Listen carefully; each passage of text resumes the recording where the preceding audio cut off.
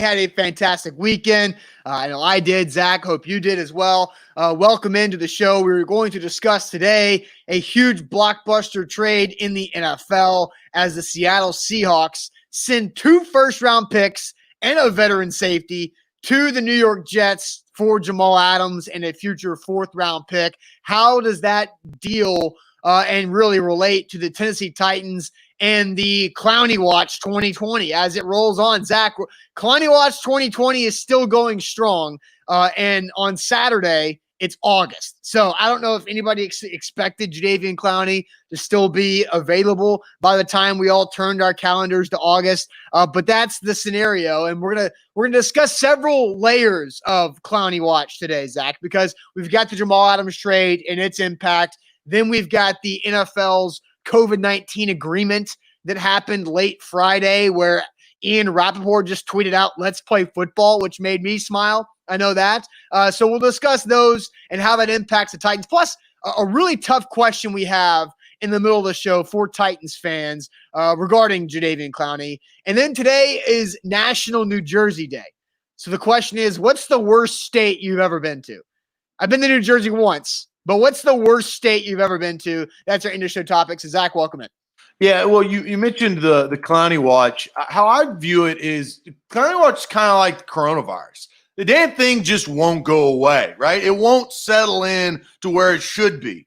And it's been delayed because of the coronavirus. But I think maybe it gets a little bit clearer now that the NFL has made an agreement with the Players Association, and we are going to play ball. And I cannot wait for that to happen.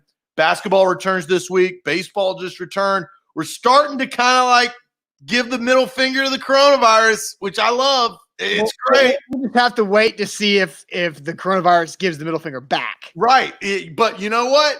Look, in a gunfight, you got to at least draw. You can't leave it in the holster. You're not wrong. You got to pull it out. So, boom. You can't leave the bat on your shoulder. Yeah, exactly. So, yeah, I did an old Western reference. You did a sports analogy, right? We're running smooth. We do have a great show today on this Monday. We hope everybody's doing well, had a great weekend. Look, I got to say, wings, very, very good over the weekend. Delicious. Those turned out well. That was my good news on Friday. Before we get going on Monday, though, bottom right corner of your screen, if you're watching on Twitter, you'll see those 3 little dots. You can share the show that way. Boom. We need a retweet. We need to pop up your Twitter follower timeline because I know you got Twitter followers that want to know about Clowney Watch. Well, we're going to tell you the impact of Jamal Adams, what kind of player he is. I feel like he goes under the radar until he starts tweeting. Then he goes radar. But we do need you to share the show. Facebook, what's going on Facebook, bottom left corner of your screen. Share now to public. We got to pop up in your Facebook Friends news feed. More people will pile in over the next 5 to 10 minutes. And as they do, please share the show. Austin, let's get this party started. Yep. Welcome into A to Z Sports, powered by TennesseeTickets.com. I'm Austin Stanley. He is Zach Bingham. Make sure you follow us on Twitter at A to Z Sports, like our Facebook page at A to Z Sports Nashville, YouTube, and Twitch as well. We are Nashville's on-demand sports talk network, and we go live every weekday morning at 8 Central Time. Got to thank our sponsors because they make it happen for us and for you guys. RentersWarehouse.com, the professional landlords in the Nashville area. Head to RentersWarehouse.com to find out how much your home can rent for. Mandu, the Pulse of Fitness. One 15-minute workout equals 5 hours in the weight room. Your first workout is free at mandu.com. The Tucker Agency, Nashville's independent insurance agency, giving you relief by saving you an average of 20% on your personal insurance. Head to tuckertn.com. Calvin and Subtle for your hardwood floors and finishings in the Nashville mid-state area. calvinandsettle.com, and also the Bone and Joint Institute of Tennessee, boneandjointtn.org, the region's destination for comprehensive orthopedic and sports medicine care, boneandjointtn.com. So, Zach, Seahawks, a team that's been fighting to try to get back to the Super Bowl for a while with Russell Wilson, who's making a boatload of money this year with his huge contract, that the Legion of Boom has been extinct. Now is it coming back with Jamal Adams being traded from the Jets to the Seahawks, with the Seahawks getting 2 first-round draft picks to the Jets? What was your reaction when you saw the trade go down after Jamal Adams was yapping all over Twitter for the last several months? Well, for the last several months, but did you actually read into the politics that really happened? Woody Johnson, the owner of the Jets, who reportedly, look, there were some bad things tied to Woody Johnson saying some negative things, maybe with some undertones. Jamal Adams came out and basically ripped his boss. He wanted the trade for months, ripped his boss, then his ass was gone, right? Real quick. So Jamal Adams gets traded. Look, this is a great opportunity, I think, for the Jets to not screw this up. Now, I think the Jets eventually will screw this up, but can Jamal Adams, who is an outstanding safety, right? We talk a lot about Kevin Byard and how good he is. Jamal Adams is a top 3 safety, right? I would say Kevin Byard, in my opinion, top 3 safety. And so Jamal Adams, they got a bunch of draft picks, the Jets did. But can he put them over the top, as you referenced, to get them back, not as a perennial playoff team? The Seahawks are in the damn playoffs pretty much every year. It's now getting back to the precipice and getting to the Super Bowl. I'm not sure if Jamal Adams is the guy, and we'll talk about connecting the dots of Jadeveon Clowney, who played with the Seahawks last year, if he will stay or if he will go.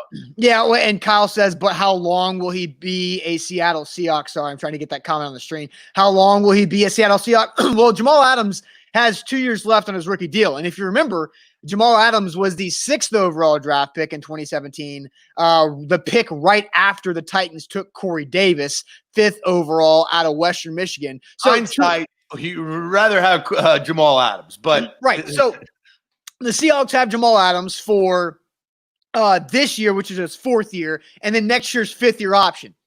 It's very similar to what happened when the Rams traded for Jalen Ramsey towards the middle of last season. This is just happening like 2 months earlier, where the Rams got Jalen Ramsey during his 4th year, and then now Jalen Ramsey's playing on his 5th year option. The Rams, are they going to be able to extend Jalen Ramsey with a big contract? Because the Rams gave up a bunch of draft picks to the Jags too. So I think if you're the Seahawks, you have to learn from what the Rams didn't do. The Rams didn't immediately extend Jalen Ramsey. They let it play out, and now they're about to give up 2 first-round draft picks and have Jalen Ramsey maybe walk in free agency next year if they don't re-up him before the season starts. So if you're the Seattle Seahawks, you have to extend Jamal Adams, but that could be paying him $15 million a year, because Eddie Jackson of the Bears is now making like $14.5 million as the highest paid safety, after Byard was at like $13.5 the year before. So that's a good question there, but I think the Seahawks have to dish out some cash. So, Austin, who won this trade? Because we know what the Jets are and were. We know what the Seahawks are and were. That was a lot that they gave up. What will the Jets do with it? Who do you think won this trade? We'll throw this out there to everybody else before we actually get into the meat of Clowney Watch. Sure. But look, this is the blockbuster trade that Jamal Adams has been wanting. Big haul for the Jets.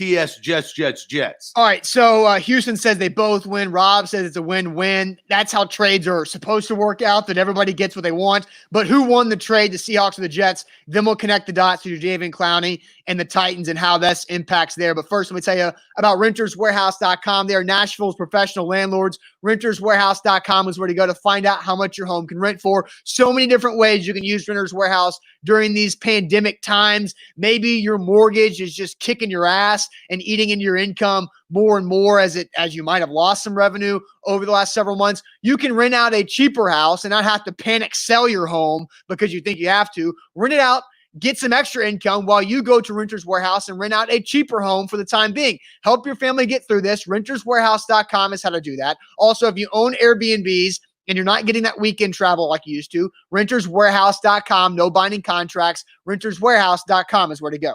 A to Z Sports, don't forget 30% off all of our swag. AZ30 for 30% off. It's that simple. It's the promo code shop.azsportsnational.com. Those promo codes continue until football comes back. Yes. That's the deal. Yes. That's our give back right there. So we're asking you guys who won this Jets and Seahawks trade to kind of get into the meat of it. The Jets get a 2021 and a 2022 first-round pick, also a 2021 third-round pick, and also Bradley McDougald, the safety prior of the Seahawks, now with the New York Jets. The Seahawks get Jamal Adams and a 2022 fourth-round pick. Right. That's a lot for the Jets. Who do you think won? I think the Jets won because, like, the Seattle Seahawks, it sounds like to me the Seattle Seahawks did not necessarily need to make this move. The Seahawks were going to be a good football team vying for a playoff spot, yet in a very tough division, the NFC West. The NFC West, it either sucks as a whole as a division or every team is, like, really good at the same time. And so it is a tougher division, but giving up 2 first-round picks for a safety who's got a lot of diva in him, that's something that it's a bigger risk for the Seattle Seahawks and for the New York Jets. You weren't going anywhere with Jamal Adams. Jamal Adams didn't win you a bunch of games last year because your quarterback got Manu, and then Luke Falk broke his ankle in half. And then when your quarterback came back from Manu, he wasn't any good either. So the New York Jets have bigger problems. And plus, Adam Gase probably needs to lose his job at the end of the season if COVID financials allow it. But the New York Jets need as many first-round draft picks as they can get so they can actually draft good players after they get rid of Adam Gase. So I think the New York Jets front office is who won this overall trade because Adam Gase what they do with it is up to them. Right? Sure. But, I mean, the front office – there's a new GM there and all that, but I think Adam Gase is a loser regardless because he shouldn't have a job for much longer. But the Jets overall win this. Do you think that Jamal Adams is a game changer? Yeah, I mean, somebody commented earlier in the show and said that the Seahawks would not pay Earl Thomas, but they will go out and trade 2 first-round draft picks for Jamal Adams. Well, Earl Thomas was in his late 20s when he was wanting all the money in the world, where Jamal Adams is in his early to mid-20s, and he's entering his prime. In his first 3 years in the league, he's made a Pro Bowl and 2 All-Pro teams. So Jamal Adams is a better player with longer to go than where Earl Thomas was at that time. So, yes, Jamal Adams is a game changer, but the safety position rarely impacts the win and loss column.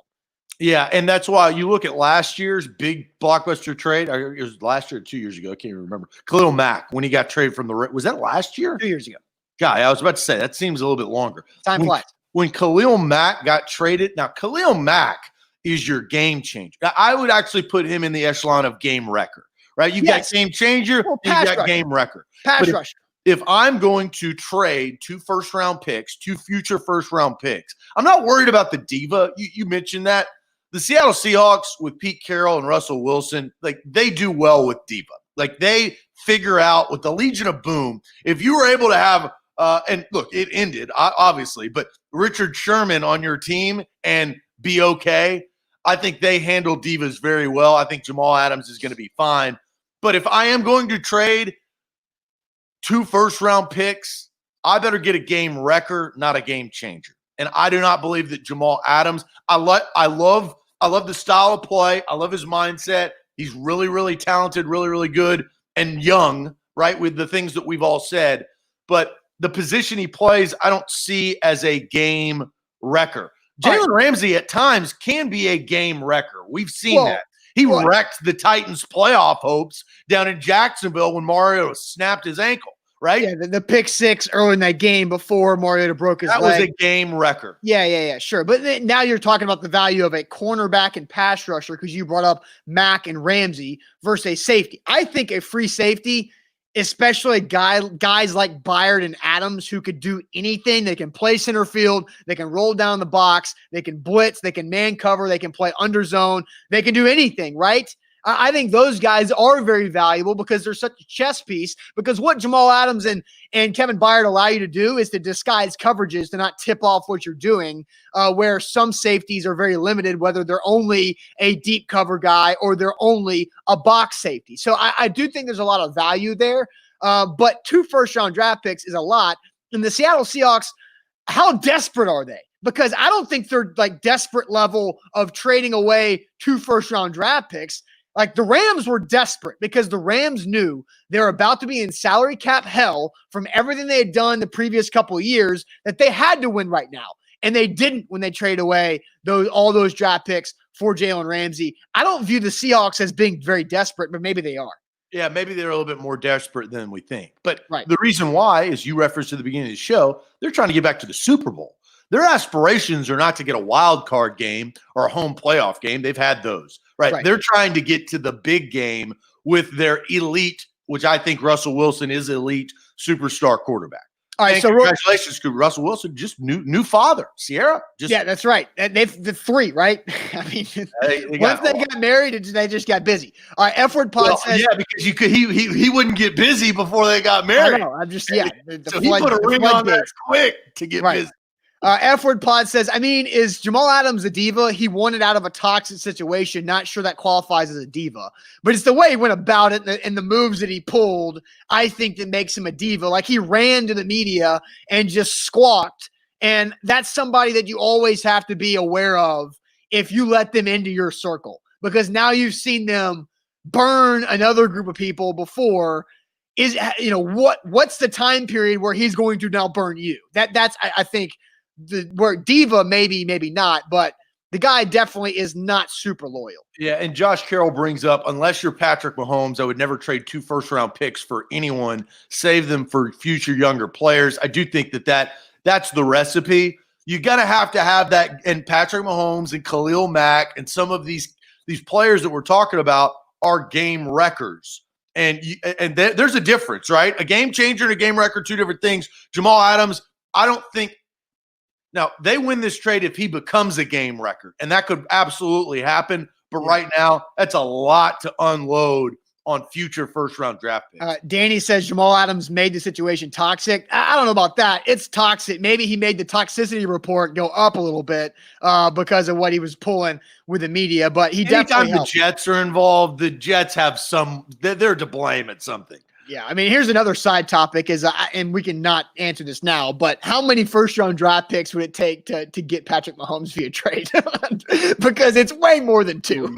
Yeah. So I don't know, but anyway, every year in his contract. Yeah, basically, you get our first-round draft pick until 2035. All right, I think 5.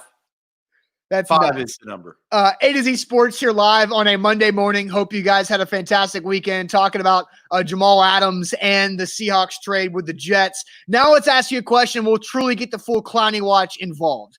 What's the percentage chance the Titans now get Jadeveon Clowney post Jamal Adams trade? That's the question we'll ask. We'll try to connect the dots between these two things.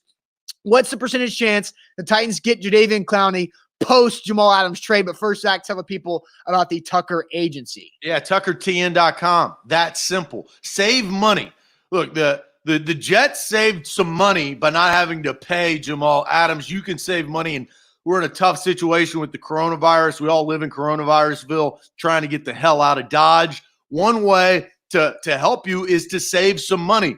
TuckerTN.com. Will at TuckerTN.com is the email you need to know. Will Tucker and his team can save you money on life insurance, homeowners insurance, renters insurance, car insurance. You got that stuff. I know you do. I do. Austin does. You're a human being living under the laws and regulations of this state and of this country. You've got insurance. Why not save on your insurance? Email Will at TuckerTN.com. Say, heard about you on A to Z Sports. How do I save money on my insurance? 2 sentences could put hundreds of dollars back in your pocket, because the average customer that emails them saves 20%. Will at TuckerTN.com. All right, A to Z Sports here live on a Monday, asking the question, what percentage chance do the Titans sign Clowney post Jamal Adams trade? But first, real quickly, remind you, promo code AZ30 for 30% off anything at shop.atozsportsnashville.com. That's code AZ30 for 30% off anything you want to get. Shop.atozsportsnashville.com. We're going to read these percentage, and Houston's starting out with 100, which is pretty ridiculous. Like, right? 100 and 0, the extremities. I see Matt and Corey just go 100, no doubt, from Matt. Corey says 100%, it's in the bag. Yeah, it's definitely gone up. Before I read these percentages, we got a big audience right now because everybody wants to know what the percentage of Clowney is. Yes. Well, I do have to tease this, Austin.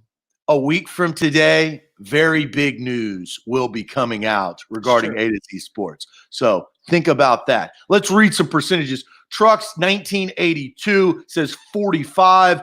Let's see. Big Hurt says 70. Adam says 25. Mookie says 15. A little bit lower, maybe some percentage waning. Terrence goes 90. Rob says 95. Johnny Lee says 80. Kernick 95. Kyle G, you said right there with 100. Brandon, nice. There was 69. Jeff says 75%. Alex says 60. James says 15. Chris says 30. Dustin says 80. Matthew says 30. Stanley says 70. We've got him. We've got a 75 right there from Nate. Nicholas with 85. A lot of percentages. What's our low number? I see Turner just said 30, but I think 30 is probably the low. Tyler, the lowest number is Lewis, is 0.01%. And look, he watches the show every day. He's pretty much saying it ain't happening. You know what Louis is? Louis is the $1 Bob. That's what Louis is. He thinks everybody else has gone over with their guesstimate or whatever, and so Louis just comes in with $1 Bob, and it only works probably like 1% of the time for Louis there. Yeah, and look, and maybe it could be like Farrah right there, 50-50.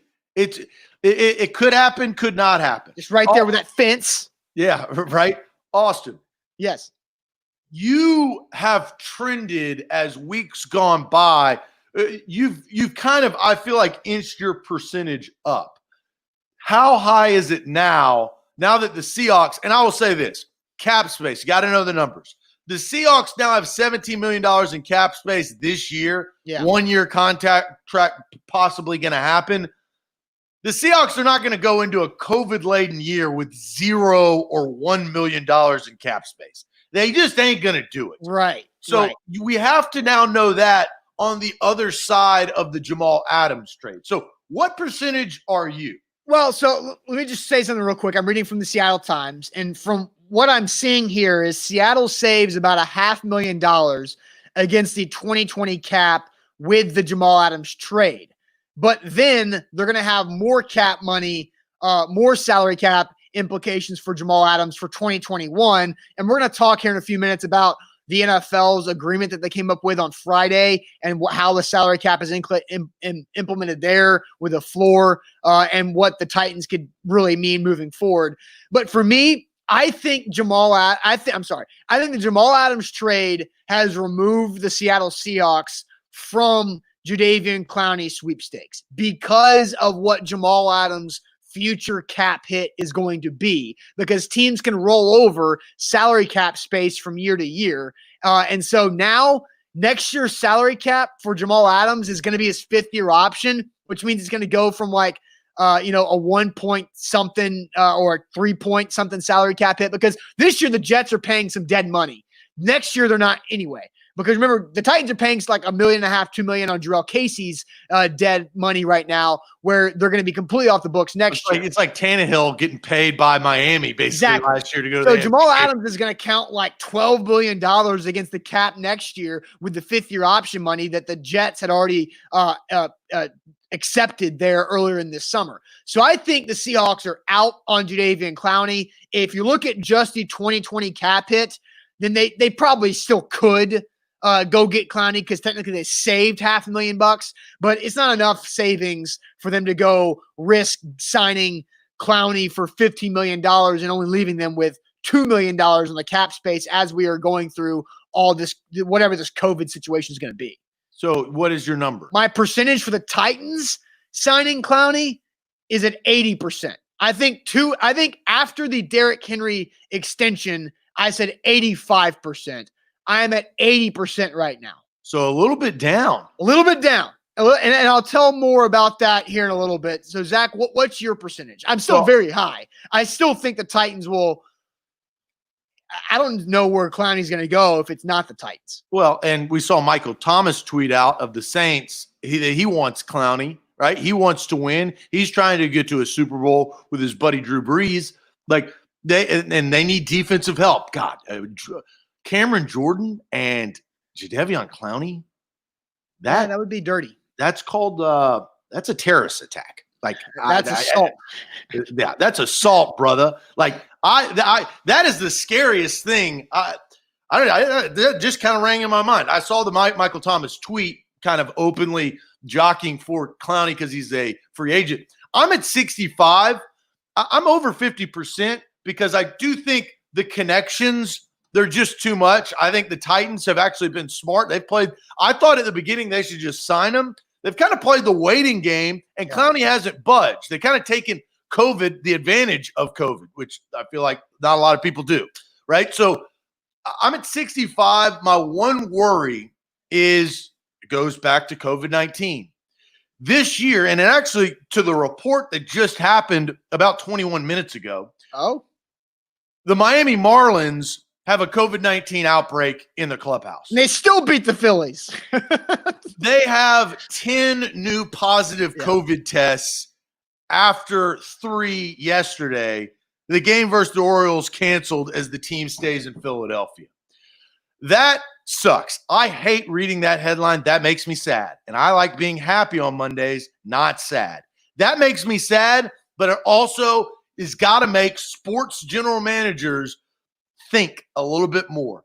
You're going to want to have that money and that dollar if, let's God forbid, say 10 of your players get COVID and have to sit down for a number of weeks, whatever the protocol is. Well, you don't want to be strapped for cash because you're paying Clowney, right? You don't want to do that. So I was probably, I think, about 70 or something. I'm down as well because of that factor, because we're starting to know more. Right, exactly. Because Mookie says there goes the MLB season. Well, we have to see how Major League Baseball as a whole reacts to a team outbreak where this is the first canceled game, right? So, and I don't think they're going to make up that game. The schedule's too fast to make up that game. I believe they don't have that written in. I believe part of the agreement was if a game is canceled, it's canceled. Shouldn't we start highlighting if all these players get better? These players get well? Well, shouldn't that be a report that they didn't die? But we also don't know the long-term effects to your lungs, and we're not going to know that. So Jesus, I think I have to say this. Zach, time out. I'm not done. Don't cut me off. No. You said a statement, and I'm going to react to it. We don't know long-term effects.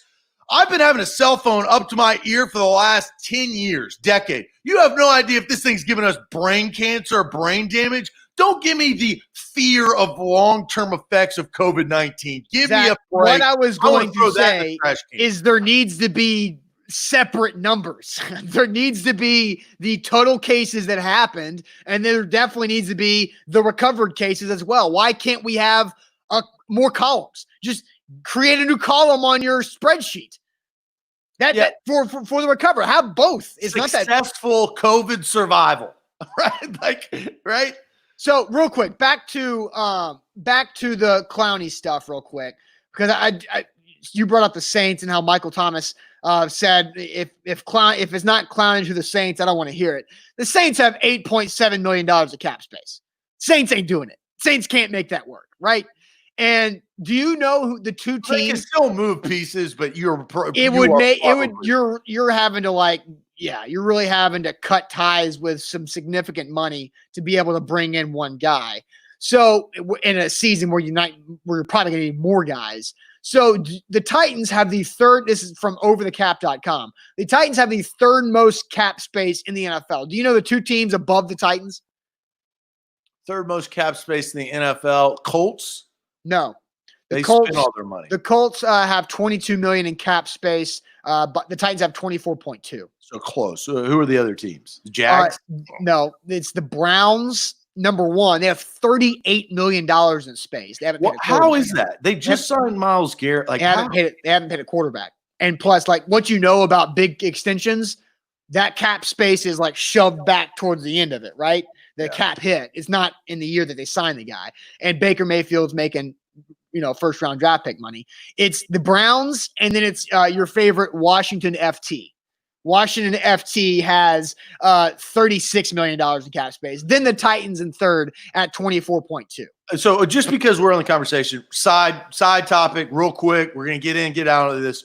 Do you think Dwayne Haskins is worth a damn? No, that's why I thought that the Redskins should be involved in Tua conversations And they Remember? weren't. Well, I justify Chase Young's a game wrecker. I think he has the ability to become that. So but you still haven't fixed your quarterback problem. Yeah, you can't pass up Chase Young. Like that's what if Tua was healthy, the Redskins, Washington should have drafted Tua instead of Chase Young. Wow, dude. Whoa. Tron says it's crazy to say Haskins is worth nothing. Maybe it is too soon. I wasn't big on Dwayne Haskins at Ohio State or really entering the draft, so I'm still not big on Haskins. And fair to TD's point, but I feel the same way you do, Austin. I just have that vibe, right? Like we don't know enough about Dwayne Haskins. Like the only story that I know about Dwayne Haskins is that he left the bench early or started congratulating before they won. Like that was because nobody watches the Washington FTs. But for Haskins, I just have this vibe that this guy's going to be a dud. He reminds me of like EJ Manuel or like just one of those. Just kind of yeah. I mean, and Washington's awful. Like they're bad in so many different areas, except for like Chase Young. Or like a Christian Ponder. That was same draft, but like it's one of those first round picks that you felt that wasn't going to be very good. They reached on, and then turns out, yeah, he's no good. It's usually what happens when you draft a quarterback in like the middle of the round picks. Like they don't really do much. But fair, Corey, the jury is still out. Sure, I don't want to completely just destroy him, but I don't have a good vibe. But I'm just saying consistent on how I felt about Haskins the whole time. Anyway, A to Z Sports. So what your percentage on Clowney to the Titans was 60? Yeah. And I was 80. Yeah. So I think, again, the big trigger is him getting a physical. And until that happens, like once that happens. There's two triggers in front of that. It's 2 negative COVID tests. Yeah, but him getting a physical. He'll be able to do that, right? Like, I mean, maybe. But why isn't he initiating this now? Like, why is he playing the waiting game on that? Well, because the Titans are just now reporting over the last few days. Do you think it will happen like this week? I think this is the week when things start to move forward. Yeah. So because now, like, if I'm a team close to Clowney Watch getting over with. Yeah, and then it's money as well, as Reynald brings up 70% physical, 80% and money. So A to Z Sports. Let's get to this though, because I do think this is important when we're talking about Jadeveon Clowney. Friday, the NFL and the PA agreed to their deal to start training camp, and Ian Rappaport tweeted out, "Let's play football." So that was very exciting as training camps will open on time. But the Titans and Jadeveon Clowney's situation could have been impacted by the COVID-19 agreement. Before I dive deeper into that, first, let me tell you about the Bone and Joint Institute.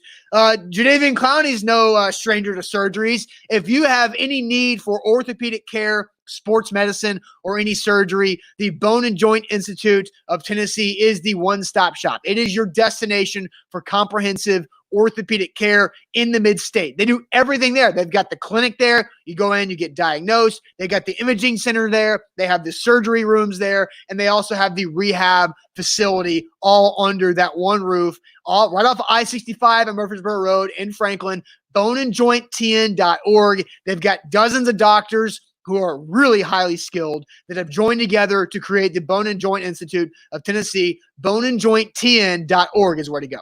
All right, so we're going to go kind of inside the Titans. This is a very unique question that Austin came up with prior to the show, and it has to do with 2 future contracts that Titans fans, they know these guys, and we had a big conversation. We had a big argument last week about these 2 guys. Right, and so the interesting thing with what happened on Friday is they came to an agreement, the NFL and the Players Association, so they can start the training camp process. And we don't know exactly what that's going to look like.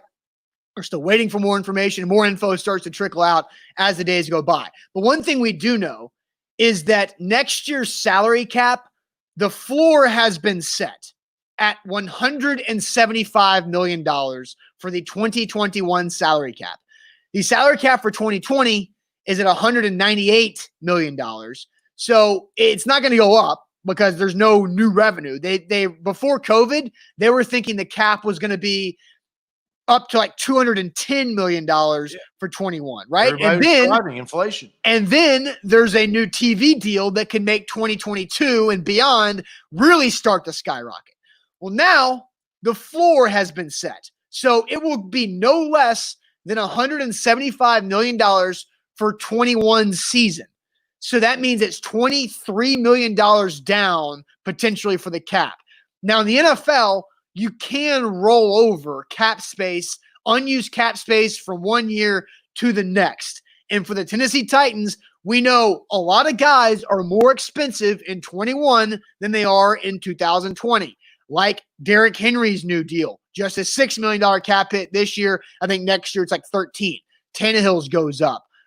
Malcolm Butler's is pretty high. We know some Adoree Jackson's fifth-year option kicks in. And so now he's making a lot more money against the cap. So there's a bunch of different players who see increases. And if the cap is not going up and it's just staying the same, that creates a problem. So well, now what do they do? And I read a story about this over the weekend because of the negotiations. Teams, and this is why the Players Association was scared to death of this, is because the first type player you're going to cut is the veteran. Yeah. Right? The aging veteran that's getting paid a lot of money. It's like Malcolm Butler is the perfect example. That guy, he's never going to see the $61 million that they said he was because he's going to be a casualty of COVID. Not like that, but the contract COVID. Yeah, the contract casualty. Correct. So here's just some quick cap numbers. Next year, so Ryan Tannehill's cap number for this year is $22.5 million. Next year, it's up by 7, $29.5 million. Lawan's is 13.6. Malcolm Butler's is 14.2. Byard's is 14.3. Roger Saffold, 12.3. And I believe Saffold's going to be like 32 years old, maybe a little older than that. And Derrick Henry's is 13.5.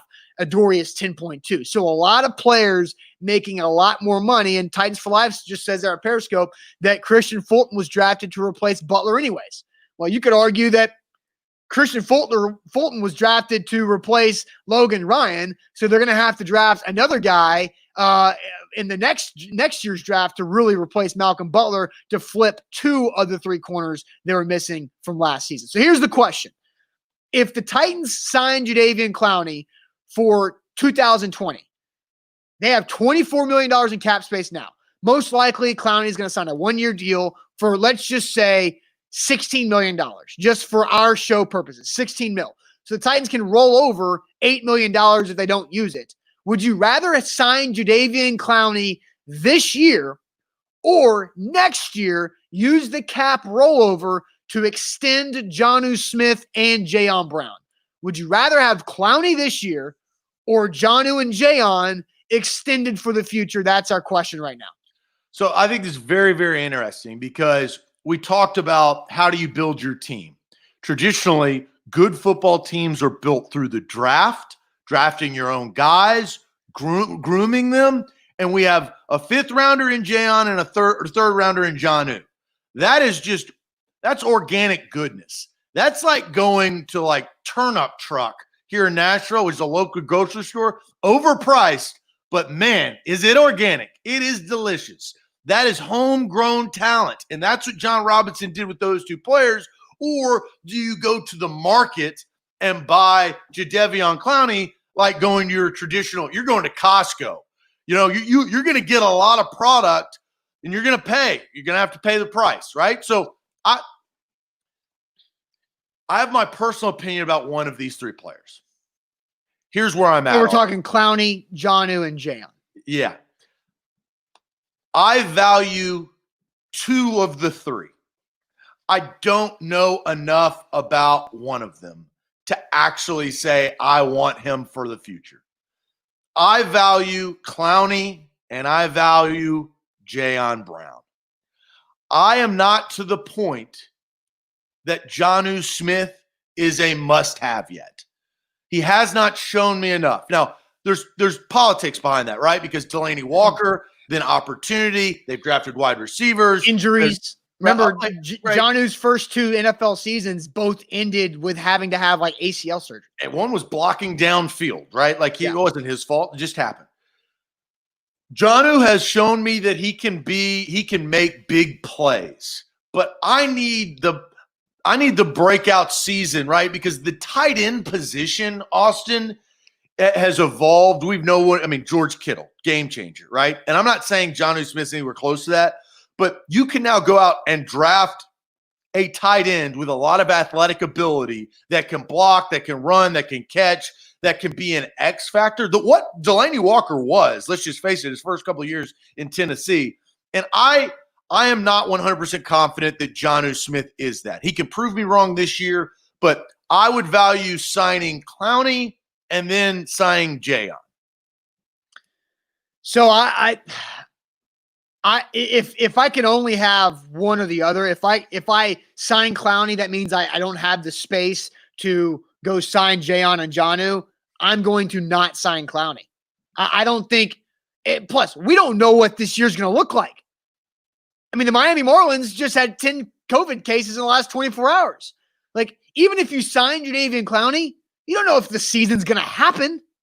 And so my point is, why would you gamble $8 million or so on the cap? So why would you get? But no, we don't know if like the season could shut down in week 7, and you don't know what's going to happen. Like, you are not guaranteed for there to be a finished NFL season this year. I think we're guaranteed that the NFL season will start. We are not guaranteed that it's going to finish.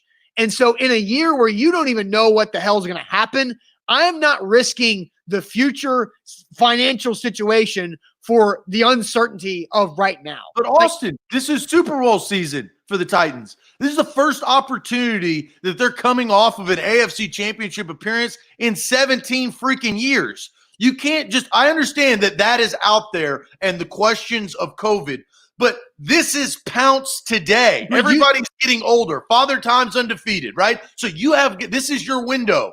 Your window is open.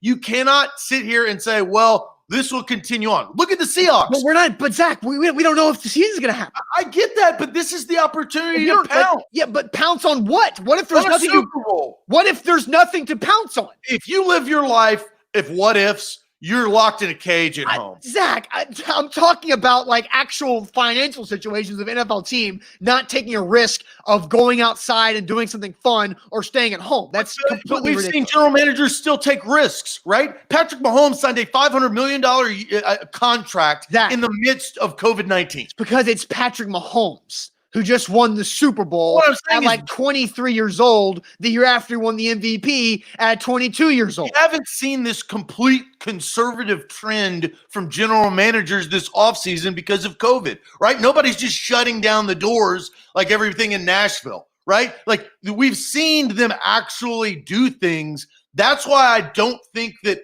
it's out of the realm of possibility to go for it. COVID, you get through the season, you figure out a way, and you have really good players. Here's another thing, Austin, and I've kind of held this in my holster for quite some time. All right, I think this is big. This is my biggest take of the NFL football season. Oh, time out. This is your biggest take of the season? Yes. That hasn't started yet. So the biggest take of the season. Yes. Far. Okay, all right. Before you sell us that biggest take, tell people about Calvin and Settle real quick. Yeah, Calvin and Settle is where you need to get your hardwood floors right here, 615-448-6414. You give them a call. 1 to 2 weeks, they can come in, they look at your house, say, look, I need to replace my kitchen, my bathroom flooring, rip up this carpet. You've been at your house a long time. I bet you the carpet's probably a little grungy. The floors have been scuffed up. Get new hardwood floors, calvinandsettle.com, 615-448-6414. A to Z Sports. Zach says he's got his biggest take of the biggest take of the NFL offseason. So, Zach, the floor is yours for your biggest take of the NFL season. I completely understand what you said about 3 minutes ago, talking about we don't even know if there's going to be a Super Bowl. We don't even know if there's going to be a season or if the season's going to end. We think it's going to start. We don't know if it's going to be finished in its completion. Isn't this the most important year to have the best players on the field, right? The cream, I think, in this year will rise to the top more so than any other football season. The Redskins and the Jags are going to be trash, And you know that, I know that. The greatest thing about the NFL is a lot of parity. I believe this is the year that the best players will win football games. That's why I think it's important that Jadeveon Clowney, if the Titans are going for a Super Bowl, he's in two-tone blue. Because week 7, week 8, with all of these mysteries, other players are going to be out. So the best players will have to rise to the occasion. And we've seen this. I was listening to a podcast, pardon my take, with Kenny the Jet Smith. He's talking about Michael Jordan. He was talking about LeBron and great players. Great players have a different mindset. They're just great, right? You are going to see that more so, I believe, this year than any other year. So that's, I think, a good reasoning to kind of counter what you were saying, which I completely understand the COVID question marks, but this is the year you got to have really good players. I think this is the year you have to have your best depth. Because hold on, because you said you think the best players will win football games this year. I disagree. I think the deepest teams will win football games this year because your best players are not immune from catching COVID-19. No, and they're not immune. But if you don't have a cornerback to cover Julio Jones, you're dead. Right. So that's why I'm saying the deepest teams, the best players, like COVID doesn't know if you're the best player or the worst player on the roster. You can still contract it. So if the best player gets COVID-19, you've got to make sure you have the most depth, which requires the most people. And so that's where I think the teams that manage their roster the best way, which is usually not by giving all the money to the top people. I think if you spread out your cap to get more solid players to create depth, and your practice squad, your scouting is really good. That's what I think. I think the best general managers and the best scouting departments and obviously coaching staffs, they win this year, not the players. Well, and I also think at the end of the season, you're going to have players going into a bubble. If we get to week 15, 16, 17, John Robinson's going to put Derrick Henry in a damn bubble. He's not going to let him leave because he's too precious. And that's why I said Derrick Henry is a great player. The cream will rise to the top. I expect Derrick Henry to have a massive year this year, an absolute gigantic, humongous year. And because he's going to be the best player on the field probably the majority of the time. And if he does get COVID early in the year, midseason, he's out 2 weeks. Well, we don't know that because they did just create the COVID IR or the COVID injured list. Right, and we don't know the details of it. But however period of time he's out, he's going to come back, and now he's playing with house money. He's going to be the best player for the rest of the year. And everybody else on the defensive side of the football, they still have to be susceptible to getting COVID, right? Jamal Adams, if they don't play the Seahawks, but if he's not there, Derrick Henry is going to run away from that backup safety. That is my premise. That's my thought process, and I believe that it will come to fruition this season. Well, yeah, they've already talked about how you can put a quarterback in a quarantine bubble. So it's like, I don't know how that's going to work, but like, do you put Logan Woodside or Cole McDonald in your quarterback bubble? Ryan Tannehill better kiss his wife goodbye because he's too valuable. He's not going to be able to see her. And that's the whole part about the backup quarterbacks with the Titan situation is I don't know what they're doing here because they should at least go sign the veteran. Play the odds with more great players. That's the incentive to sign Clowney. So Teron says, I don't see how signing Clowney doesn't improve the depth that Austin is harping on. So I think there's two separate. Point. Yeah, he gets the love of the show. But that's all right. Well, because Teron's on Periscope, you can't love it because he's not on Facebook.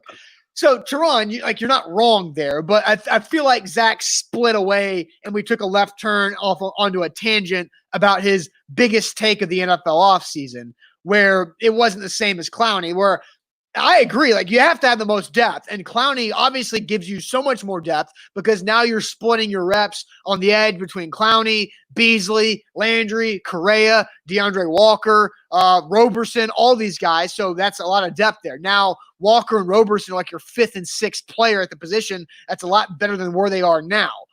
But And then Tron follows up, says Zach is right. The window Another is love now. of the show. TD with double loves of the show. The window is right now. Maximize it. But we don't know. The window could be broken and then boarded up by October. But you can't live in fear. You're driving in your car by yourself with a mask. That's not what I'm doing. I'm financial. Like when you look at financial things, there's obviously a different risk reward game that you play compared to going to the grocery store or going to the beach or something for a weekend. When you're looking at long-term financial planning, which is what we're talking about like this, is if signing Clowney doesn't allow you to extend Jayon or Jonnu, then I'm going to extend those two guys because it's two players that I've drafted, that I've developed over the previous 3 years that I like a lot about, that fit in what the Titans want to do.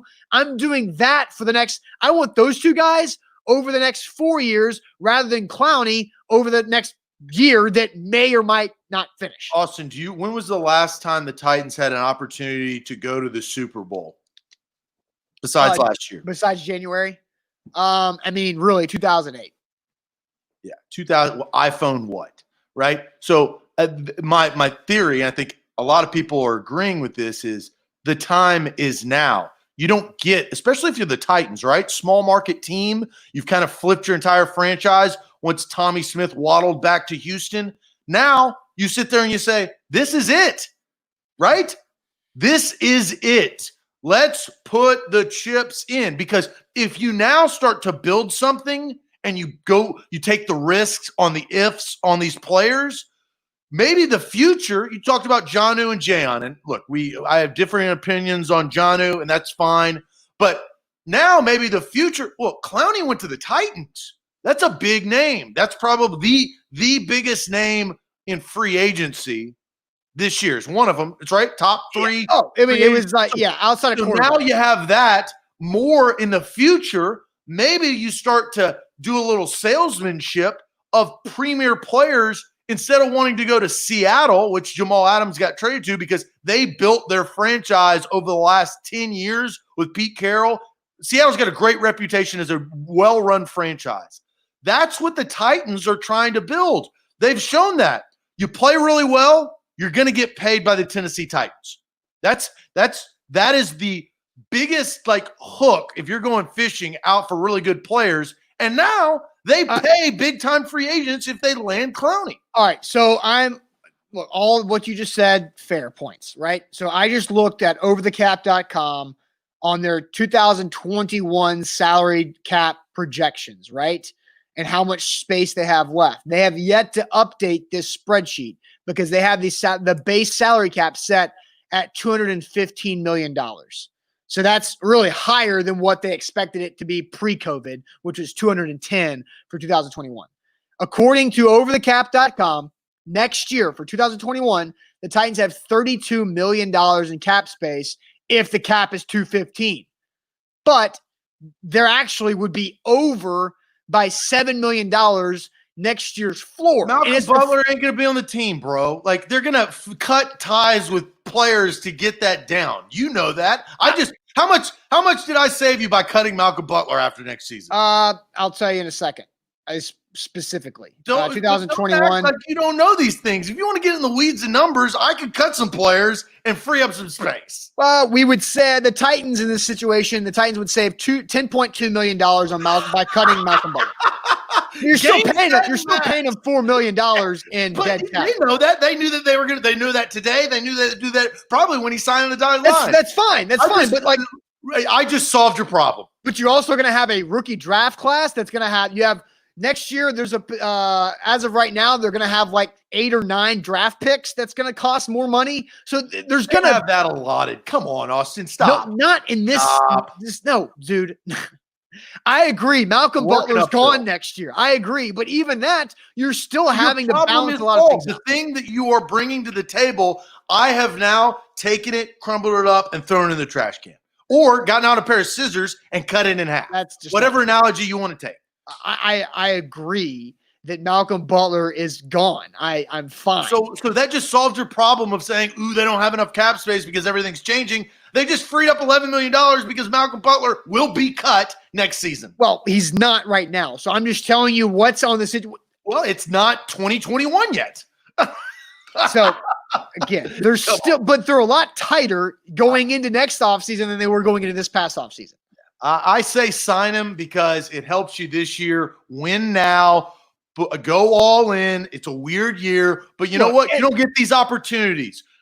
Franchises without a franchise like premier quarterback, and we still don't know if Ryan Tannehill is that. Now, he's going to get paid similar to that, but you have to go all in because you don't have the luxury of having a Patrick Mahomes for the next decade to figure stuff out. Now, that brings up its own problems, but that's another reason why you do this today. All right. Danny says, and you said the floor, it will be likely higher than that. I was trying to explain that I understand that 175 is the floor, but Zach was cackling and you probably could not hear what I was trying to say. And Tehran and OG Willikin are correct that you can manipulate the salary cap. And we've seen Vin Marino, the capologist for the Titans, do a very good job of that. So why are you worried?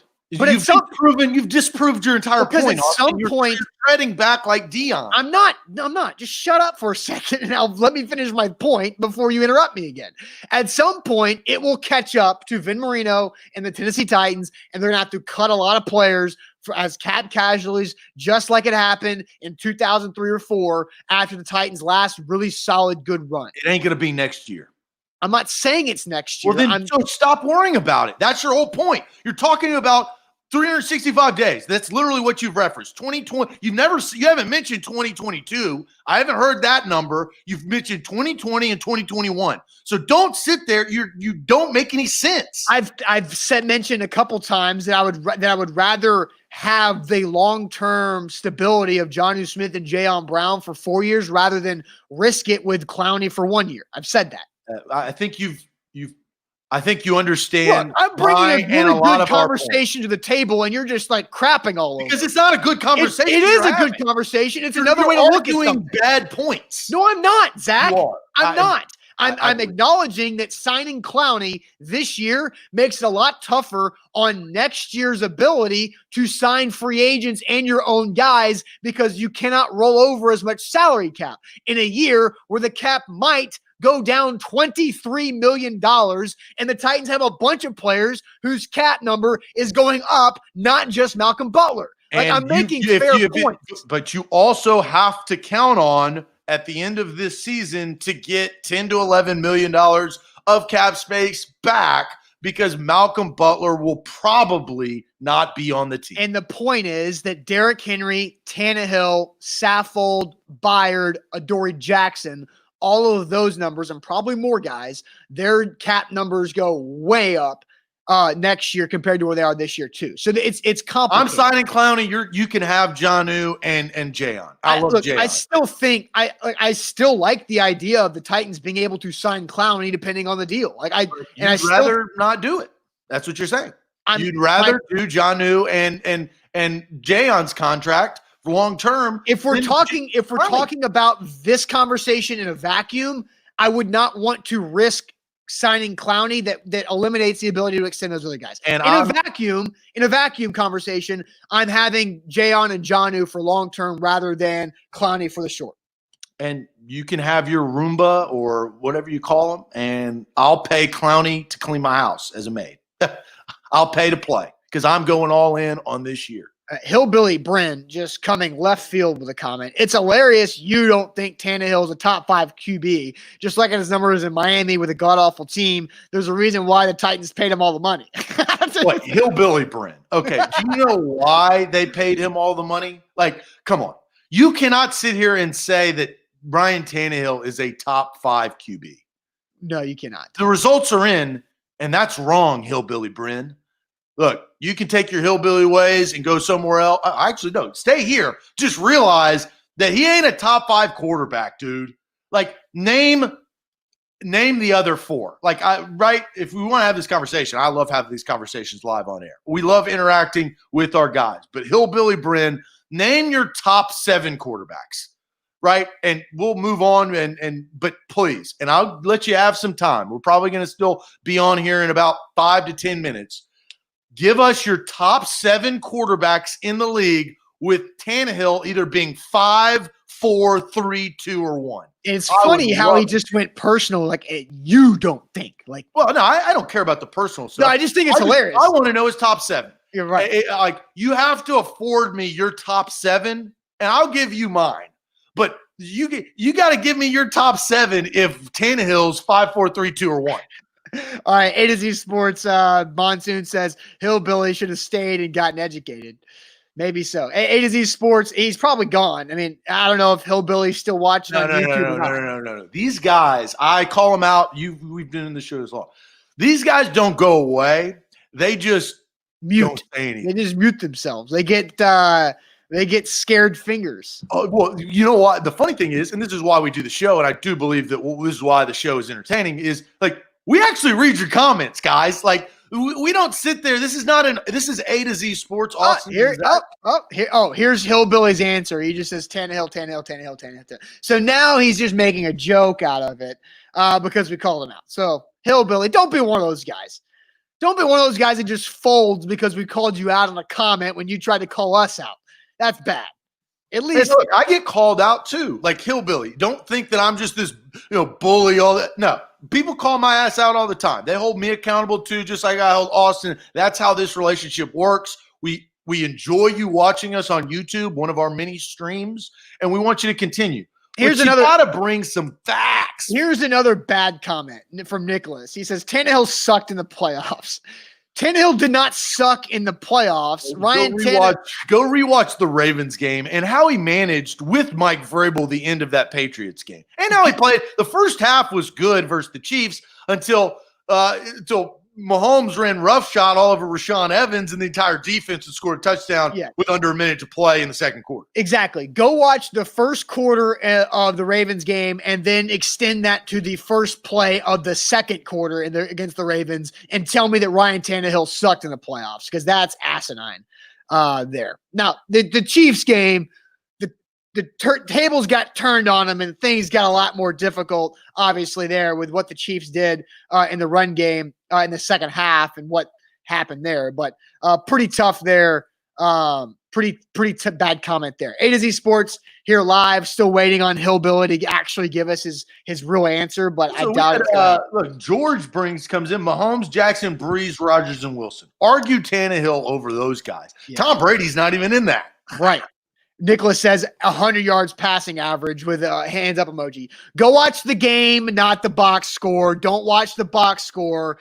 Bad comment again. Follow up by Nicholas. But at least Nicholas followed it up, unlike Hillbilly Brynn, who tried to backpedal with a joke. Yeah. Hey, look, Nicholas Bay, he backed it up. That's fair. All right, Zach, A to Z Sports here live. End of show topic. Today is National New Jersey Day. I don't know why New Jersey gets a national day, but it has. So that gives us to ask the question, what's the worst state you've traveled to? What's the worst state you've traveled to on hashtag National New Jersey Day? But before we get your answers, first, let me tell you guys about Mandu, the Pulse of Fitness. Got my workout in yesterday.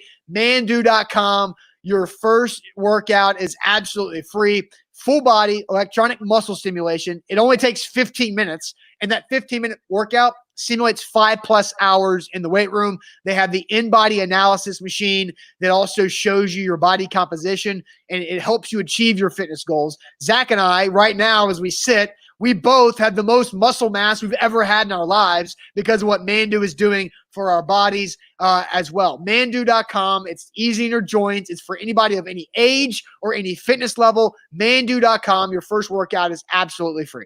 This is pretty interesting because it's National New Jersey Day. New Jersey has a reputation in New Jersey because it's New Jersey, right? Yeah. It's not New York. So, but we've I think I liked how we positioned this question because it's what you've traveled to. Like, I would say New Jersey, but I've actually never been to New Jersey. Right. So you can't necessarily just trash New Jersey because don't really plan on going there unless I go to maybe a Jets game or a Giants game to watch those those 2 first-round picks the Jets are going to get here in a couple of years. So let's read some comments. Monsoon says New Jersey is the armpit of the country. Tehran says West Virginia, and it's not even close. Ooh, and Tehran. So Tehran's from the Philly area. So I trust Tehran because it's very easy to travel to all those surrounding states. When he picks West Virginia out of all the armpit states, as Monsoon, who also lives up in that area too. Mark says Georgia. Z from the space says Kansas easily. Tommy says Ohio. Mississippi is nothing there. I will speak on Mississippi. I went to school in Mississippi. That's just one city of Mississippi. We're talking about state. Yeah. Dom says New Jersey. Sean says South Carolina. Lucas says Virginia. MTL Titan says Delaware makes Jersey look like Beverly Hills. Ethan says Mississippi. Atlantic City from DJ. Kentucky. Monsoon says I sure hate Connecticut. Mark Harris says New York. What's going on, Mark? Long time no talk. He lived there. And Mark, I think, just moved to Philly too. Oh, really? Yeah, I think I saw that on Instagram. Wayne says Louisiana. David goes with everything's bigger in Texas. Ronald says Michigan. If you haven't been in Detroit, looks like a war zone.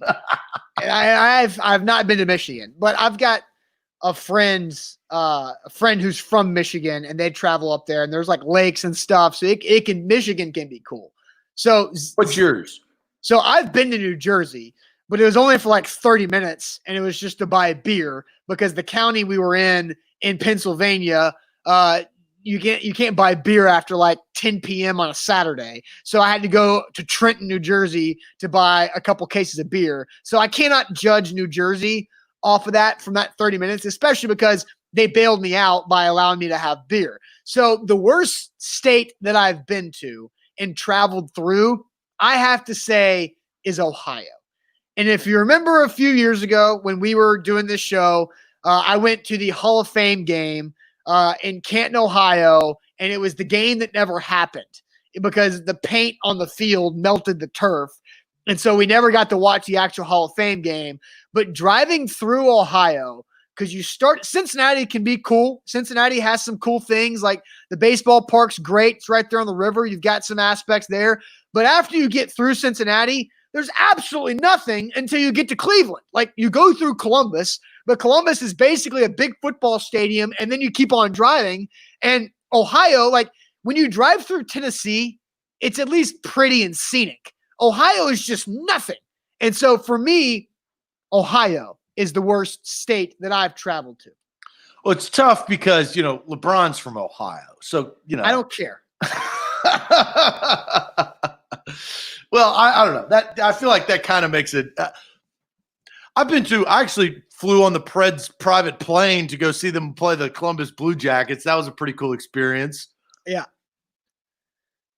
Cleveland. I've never been to Cleveland. Cincinnati. I've been to Reds games. The Bengals. Yeah, Cincinnati's fine.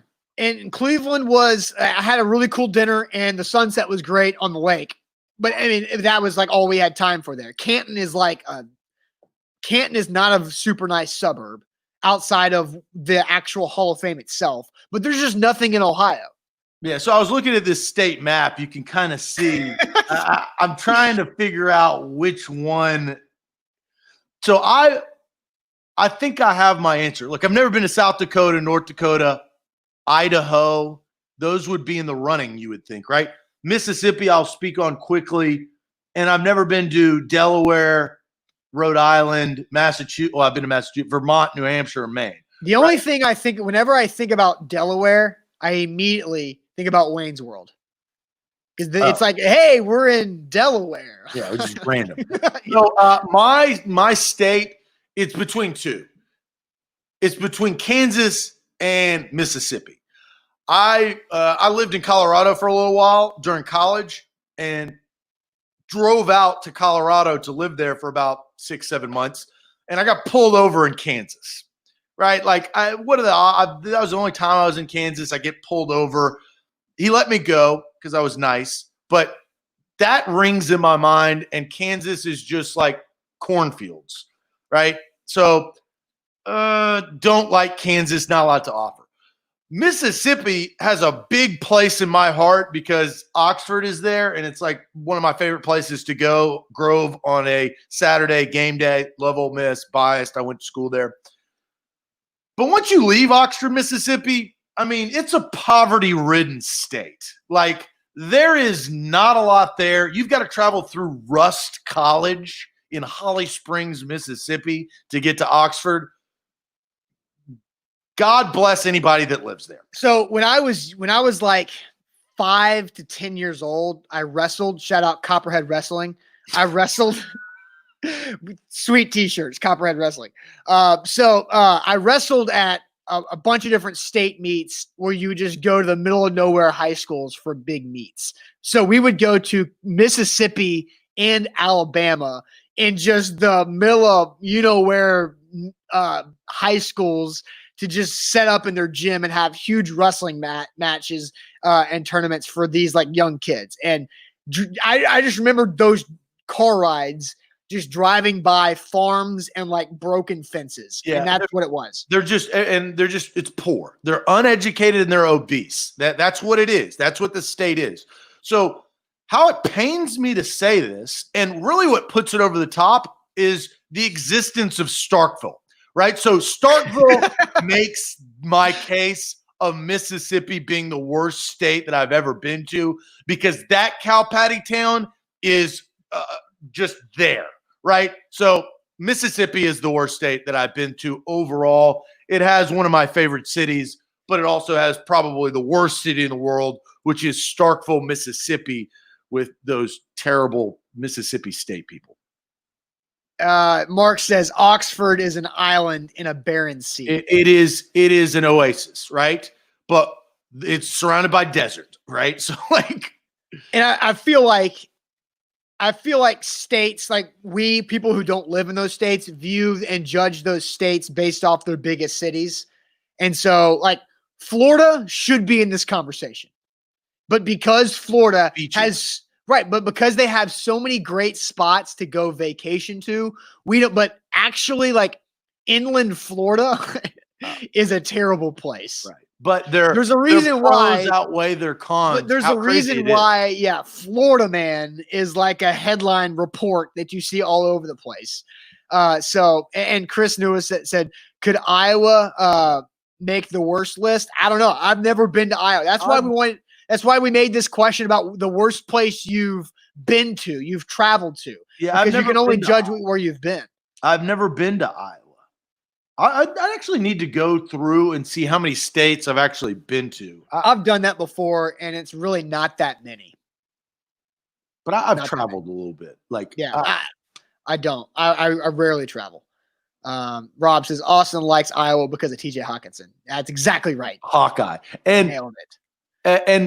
But Florida it's a very good point about Florida, but the beaches there, right? I mean, that's drawing, that's a getaway, that's seafood. Like and you say Kansas, and I have a friends who live and are raising a child in Lawrence, Kansas, and they said they love it. It's basically like a nice little suburb because it's not too far away from Kansas City. Now I know that's in Missouri, but they're I couldn't do that. I mean, I don't know. I've never been. I can't judge. I'm a bigger city guy. I can't. I know. Small town, like, right. I want to have houses in multiple locations where I can have like a farm, some land, and all that stuff. A beach house, but I am not going to live my day-to-day life in Lawrence, Kansas. You're just not having a Kansas house. Like, whoa, where is Zach? He's in a gun. He's at his Kansas home. Yeah. Too many tornadoes. It's just not right. And Brent says, what is Starkville, Mississippi like, Zach? Dip spit. There you go. That's the best analogy I can have. Fair. All right, guys. Thanks for watching. Great show on this Monday. We'll have great shows throughout the week. We're going to be on location several times this week, so check out that. A couple new locations where we're going to be this week. So looking forward to the week of shows. Looking forward to Titans players reporting to the facility and passing their COVID tests and all that great stuff. So thanks for watching the show today. What? Well, rest in peace, Hillbilly Brynn's quarterback list too. We tried, bud. We tried. All right, guys. Praying for you, buddy. Praying for you. Have a great rest of your Monday. Don't forget, A to Z Sports Podcast Network. Back is the Preds Nashcast with Alex Doherty and Chris Link, as the Preds are less than a week away from their first game. So A to Z Sports Podcast Network, wherever you get your podcast. Buck back tonight with 615 Sessions and with the A to Z Sports Primetime Show. Thanks for watching, guys. See you later. Adios.